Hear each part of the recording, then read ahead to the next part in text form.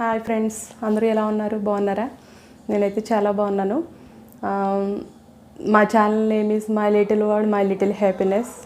చాలామంది చూస్తున్నారు, సబ్స్క్రైబ్ కూడా చేసుకున్నారు. ఇంకా ఎవరైనా అయితే ఫస్ట్ టైం కనుక నా ఛానల్ చూస్తున్నట్లయితే సబ్స్క్రైబ్ చేసుకోవటం మాత్రం మర్చిపోవద్దండి. సబ్స్క్రైబ్ చేసుకుని పక్కన బెల్ ఐకాన్ కనుక మీరు ట్యాప్ చేసినట్లయితే ఆల్ అనే ఆప్షన్ ఉంటుంది. దాన్ని కనుక ట్యాప్ చేసినట్లయితే నేను చేసే ప్రతి వ్లాగ్ కూడా మీకు నోటిఫికేషన్ రూపంలో ఫస్ట్ మీకు వచ్చేస్తుంది. ఓకేనా ఫ్రెండ్స్?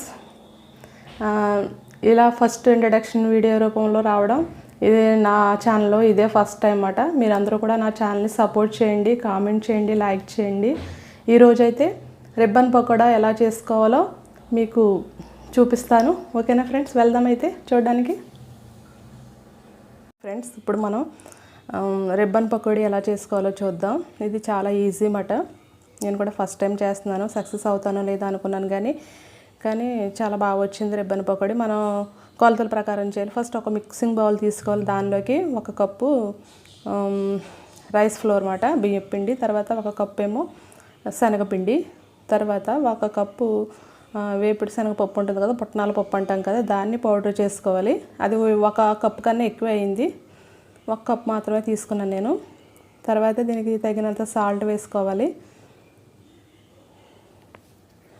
నెక్స్ట్ దానికి కారం వేసుకోవాలి.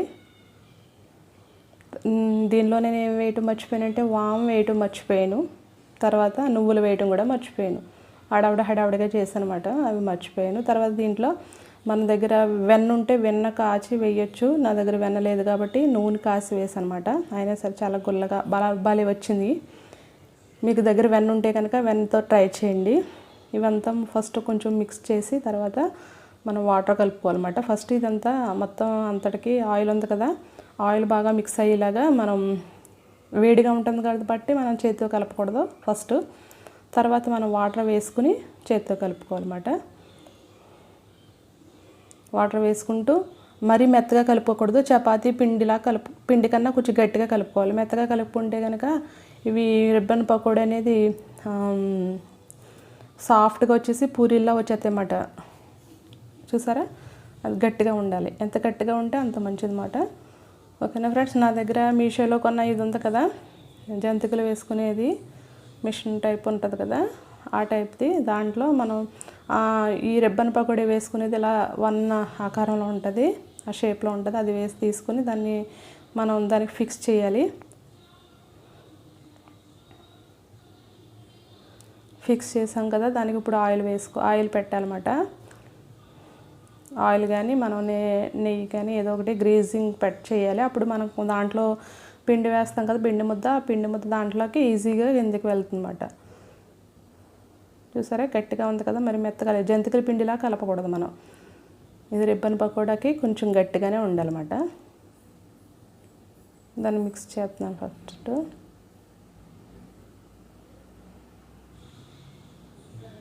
అలా ఫిక్స్ చేసాం కదా, ఇప్పుడు దాన్ని మనం ఆయిల్ పెట్టుకోవాలి. స్టవ్ ఆన్ చేసి బాగా ఆయిల్ వేసుకుని హీట్ అయిన తర్వాత మనం హీట్ అయిందో లేదో ఫస్ట్ చెక్ చేసుకుంటాం కదా, హీట్ అవ్వలేదు. ఇప్పుడు హీట్ అయింది. నేను ట్రై చేస్తాను అనమాట. చూడండి, చక్కగా రిబ్బన్ పకోడా అనేది ఇలా వస్తూ ఉంటుంది. చాలా ఈజీగా వచ్చేస్తుంది మిషన్ తోటి మనకి. నాకు కాలుతుందన్నమాట, కొంచెం ఆవిరి చేతికి వచ్చేసింది, అందుకే నేను సరిగ్గా వేయలేకపోతున్నాను అనమాట. అలా మనం కొంచెం రిబ్బన్ పకోడా చేసుకుంటే చాలా ఈజీగా చేసేసుకోవచ్చు అన్నమాట. మనం ఒక్కలమే చేసేసుకోవచ్చు, మనకి హెల్ప్ కూడా అవసరం లేదు. ఓకేనా ఫ్రెండ్స్? చూసారా ఎంత క్రిస్పీగా రెడీ అయిందో? ఓకేనా ఫ్రెండ్స్?